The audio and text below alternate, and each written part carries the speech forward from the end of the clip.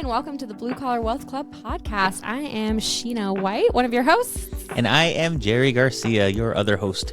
So today we're going to talk about taking your side hustle and making it your main hustle and how to go about doing that and kind of our experiences doing that and what we've learned and the things that we've seen that maybe aren't such a great idea. Sure. I mean, there's definitely a right way and a wrong way to do it. Sometimes it works out if you do it the wrong way. Sometimes it doesn't work out if you do it the right way. So That's true. There's never a given, but there's definitely things you can do to mitigate the risk for yourself and keep yourself going in the right direction. Yeah. So like right now, I am a full-time financial consultant for business owners and fractional CFO. And I used to own a concrete company, and that's when I started into consulting, just kind of doing it on the side for fun. And then I also owned an insurance agency. And for a long time, I didn't think I could make full-time work of this. I was like, oh, that's just like my hobby, right? It's my hobby that I get a little pin money for. And it was actually because of Jerry that I decided to try going full-time. The one thing I think was the biggest thing with that was that I had a runway financially. Sure. So I see a lot of times people will just like jump in head first, which is great. The problem is your bills don't go away when you quit your job. So you have to figure that out. And I think your story is great on how to kind of navigate that. What I've seen a lot of people do, so my background, before I got into mortgages, I was a poker dealer. I worked at a casino, working that life.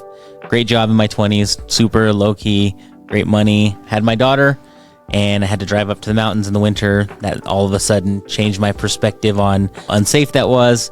Anyway, I wanted to make the transition into something more permanent and more with less of a ceiling, I guess. I mean, with poker, it was always that you earn your tips, and you can only earn tips when you're working. So there was always going to be a ceiling to how much money you can make. And I wanted kind of what I call more of an adult job once I had my daughter. I started making that transition by continuing to do the work full time, took my off time, studied, took the test, got licensed, got on with a brokerage that kind of just let me be on as I wanted to without really having to have any minimum hours or anything. And that worked for a while, but I realized it was just not going anywhere. It was going too slowly, and I really needed to dig in. So made some changes in company and really started waking up early in the morning, going to the mortgage office, learning some things, doing some things, and then go from there up to the casino at night. And slowly over time, I started getting more clients, and it got to the point where like, okay, now the casino is taking up too much of my time. Let me flip-flop. Let me start doing the mortgage more full-time. And I went to part-time at the casino. And then it just got to the point where it's like, you know what, this is now just in my way. And made that switch, and the floodgates opened. The more money started coming in, more clients, was able to really transition and leave that previous career behind. And what I saw with a lot of other people who tried to do it after I did is they did exactly what you said not to do. They gave themselves no financial runway. They just said, ooh, I'm going to do this new thing. I got licensed. Boom, full time. 3 months, 4 months later, they're back at the casino because they're out of money. And it takes time to build a client base, to build that rapport, to build that knowledge base to a point where you're comfortable doing it full time. Like my first year in consulting, my first year, I had 2 paid clients. 2 paid. I had many others for free, but I had 2 that actually gave me a check, and only one of them actually paid me in full. The other one only gave me a deposit, and then took what I told her, and that's a whole story there that I'm not going to get into, but let's just say it went bad. Lots of IP stealage. Anyways. Have an IP conversation a different time. We'll have a whole podcast on IP, but point being, only had 2 that actually ever gave me a dime.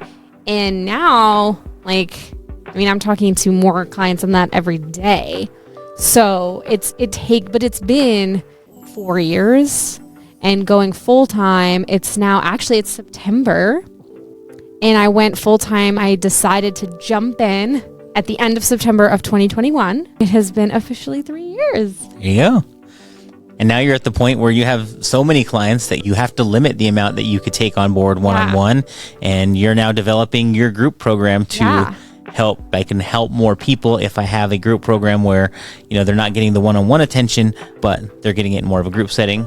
Just as a side note, you've taken that business from 0 to where you're at now and only going to scale more from here. Yeah. And the whole reason for the group program is to go to that, just to be able to help more people, right? Because I give so much to my individual one-on-one clients that I want to make sure that time is protected. And so I only have a certain amount of slots, but I really want to help more people and more blue collar business owners to make more money because I'm just obsessed with it. And that's why the group program, but it's always a progression, right? It's always an iteration of that next level. And I think that people end up stressing themselves out too much. Because you can attest, I was totally stressed out even 3 years ago. I was like, oh my gosh, can I do this? And I had a little bit of a runway financially.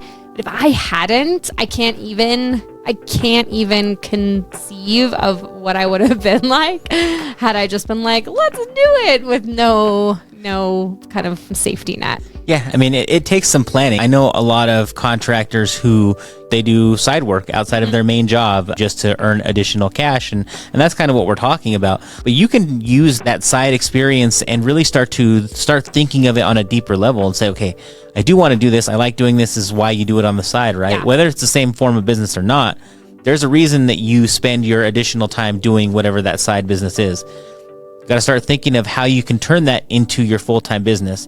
And at some point, it will take a leap of faith, but you don't want to take that leap of faith too early, and you also don't want to wait forever. So there's a balance there. Well, yeah, and you want to be structured, right, and have a plan. What is my runway? How many months? Like, how much do I need to make? Is there a way I can take my side hustle income to pay off some debt to reduce my monthly expenses so that then I can bring less in and still make it? Thinking about all these things before you make that commitment, because I think, as I said, so many times people put so much pressure on themselves and then they fail and then they don't want to try again. And it's like, well, it's not really failing. You're just taking a step back. So really planning ahead on it and making sure that you're ready. Is there a way that you can potentially take that side income and save it so then you have that safety net? So then you can invest into a CRM system, a website, whatever, additional tools, whatever you need to start that business. Thinking about, okay, how much money do I need to start my business? Because even my original company, the first business I owned way back when, we had an amount of money set aside and we used half of it to invest into the business when we launched it. And then we had the other half as like our living expenses and working capital as we were building up the business.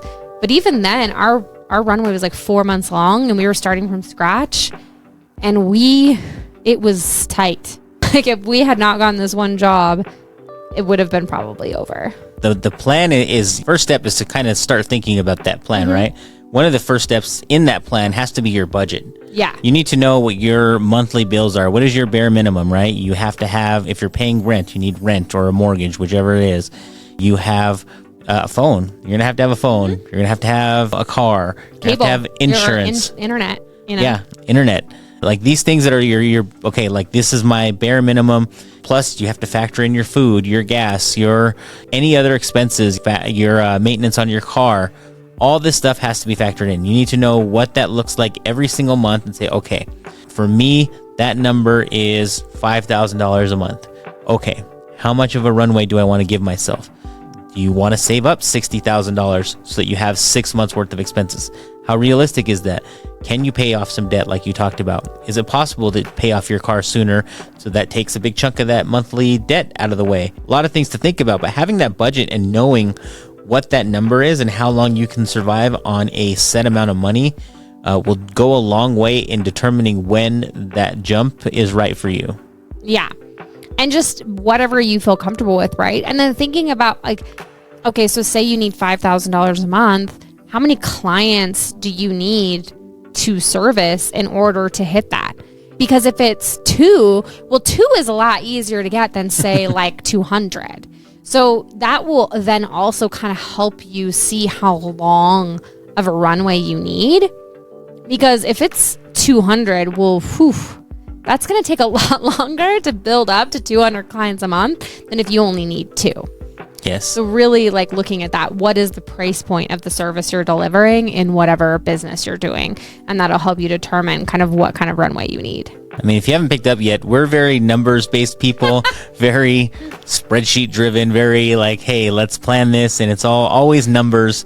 We're always about tracking it, but it's important. And then if you're offering a service, are you charging the right amount, right? You need that runway can adjust if you're saying, well, I've been charging this amount, but when you really break it down, like, okay, well, I'm charging $100 for this service, but realistically, once I factor in all of my expenses, it's costing me $90. And so you only have $10 on top. Well, you're charging the wrong amount. One way to know that is if you're charging way under the rest of the market, there's probably a reason for that, because as you grow, as you scale, things get more expensive and you have to adjust your pricing to know that you can grow into that kind of level of business that you want to be at. Kind of shopping your competition a little bit helps, and knowing what you can make work from a budget perspective. And you don't want to be too far under market, because then people are going to leave you the second that you're at the same market price, because that's the only reason they were going to you. Well, and sometimes they aren't going to choose you anyways because they don't believe that you're going to give a good service. Sure. I've actually had that happen before. We had this big job that we had bid, and I thought we had pretty good pricing. And I had a great conversation with the GC. I was like, shh, and we didn't get it. And I was like, what the world? Why? And I just asked the guy, I'm like, just tell it to me straight. And he literally looked me in the eye and he said, you were so far under the next bid that the owner was convinced you couldn't possibly do a good job for that amount. So we had to go a different way. Well, we've talked about it in different coaching programs that we've shopped for, and you're like, we like to shop. We buy coaching programs. Mm-hmm. We're always kind of honing in our craft, and we've looked at programs where it's like, well, that one's so cheap. That one's okay. That's not it. And we will easily dismiss something if it seems too good to be true for the price, right? Or like, well, okay, this is totally off subject, but for the coaching programs, if I go into somewhere and they're like, when they're like, how much money are you making now? And their highest bracket is significantly lower than where I'm already at. I'm like, oh, this is not the right fit. This is not the program for me. Yeah, that's a whole another subject we can go into, is structuring your application so you're speaking to the right audience, but really looking at yourself and your budget and looking at your pricing. And don't just charge more to charge more. There's so many people out there. There's just like, take your $500 thing and add a 0 and it'll be great. And don't do that, please, because then the people that bought it for $500 will end up talking to the people who bought it for $5,000, and you will just look like a big jerk, and it's really not compliant anyways. And so just no. That's a no. But looking at your pricing, because if you are, say you're spending $90, you're charging $100, that $10, you're never going to be able to scale. You can't hire anybody with that. You can't ever afford infrastructure. There's a lot of stuff. How can you save $60,000 or $50,000, $10 a pop on the job? Yeah, you're going to be 200 versus 2, right? And we can be anywhere in the middle. So we have to look at that and say, okay, how big does our runway have to be? And then really looking at your budget. And I mean, we will probably say the word budget more times than you will ever enjoy. But I truly believe a budget sets you free, because it shows you exactly where you need to be. And it makes decision making really easy. Is this in my budget or no? If I say, okay, say I'm going to get a new website and I have determined that my budget is $3,000 for this new website. If I go to someone and they say, hey, we charge $6,000 for a website, I know the answer is no, because that's outside of my budget. If someone comes and they say, oh, I only want $500, it's like, are they going to do a good job? I don't know. I have more budget, so maybe I'm going to play somewhere in getting a good deal, spending $2,500, and that $500 extra for some other stuff, whatever. But the point is that budget helps me determine who is the right fit for these services I want to pay for. So I love budgets. I mean, this is things you should always be thinking about if you're in the process of considering starting a business, whether you have a business already and your current side hustle can be added in as an additional service or a second business, whatever the case may be. We're talking about turning that into full-time income. All of these things should be factored in anyway, anytime you have a business or are even involved in a business. And so we're not reinventing the wheel here. You just have to have these thought processes going on and not just act emotionally and say, I'm sick of this. I'm just going to go do this full time right now, and realize that you have $250 in the bank and your mortgage or your rent is due in 2 weeks. That sounds awful. I wouldn't suggest doing that. Don't do that. Thinking about, okay, I'm going to, once I get, say, 3 clients a month, then I'll go to part-time business. Once I get 6 clients a month, then I'll go full-time business. Really planning it out, creating benchmarks for yourself so that you know when to toggle back. Kind of like what you did. You realized, hey, I am getting, I need to go further in this. I'm kind of stagnating. So you spent more time, you invested more time, and you worked a little harder, right? You kind of doubled up. But then you got to the point where you recognize that the full time in your job was holding you back in your business. So you switched. You went part-time in your job and full-time in the business. And then it got to the point where that job was just in the way. And so you were like, okay, now I'm ready. We're done.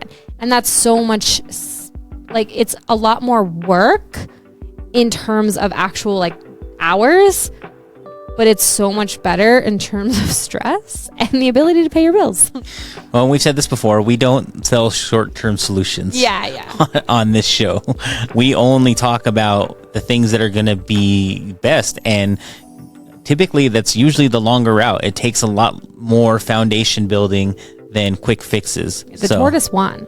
Yeah, exactly. Okay. At the end of the day, the tortoise and the hare, the tortoise won. It's a marathon, not a sprint. Right? Yep. So you gotta factor all these things in. Mm-hmm. It's important to know where you're at, what you're doing, get yourself to that finish line however you can. Like I said, you don't want to also go too long. You don't want to just keep putting it off because you're afraid, right? There's also that other aspect of it where you're too scared to make the full-time leap. So one of the important things about what I did also is I always kept that door open. The one thing about reacting emotionally and saying, oh, I'm sick of this, I'm going to go do this full time, is you usually end whatever your previous job was in such a way that you can't go back. Mm-hmm. And I saw a lot of people do that too. And then you kind of limit your options moving forward. Doing it the way I did, also worst case scenario, I could go back there tomorrow and I'd have a job. Yeah. I mean, and that's a great point. I didn't even think about that, because for me, I had exited 2 businesses, so there was no going back. It was over. My choices were a new business or going to or going full time in this business or going to find a job or something, which, I mean, I had opportunities I could have, but I didn't want to. They all sounded terrible. But yeah, just thinking about it long term, and it's all about the long game, right? Because it's not about building business for today. It's about building business for a legacy. Right. And that's the very first steps, right? You're talking about starting this business. You're talking about doing something that you're probably more passionate about because you've been doing it in your free time. What free time you have, either to earn additional money or maybe because you need the money, but you're still choosing to do that second thing when you could do anything else in the world. You could just get a second job. Yeah. So if it's truly a side hustle for you, it's because you see the potential there to earn more money in a lot greater capacity usually, and because it's something you enjoy doing more than whatever your full-time gig is. Otherwise, you would just do more of the full-time gig. Yeah. I mean, so just really plan it out and hit those benchmarks, and then build that side hustle into your full-time income, and then as you build it into your wealth and your legacy. Absolutely. All right. Well, that'll do it for this episode of the Blue Collar Wealth Club podcast, and we will catch you next time.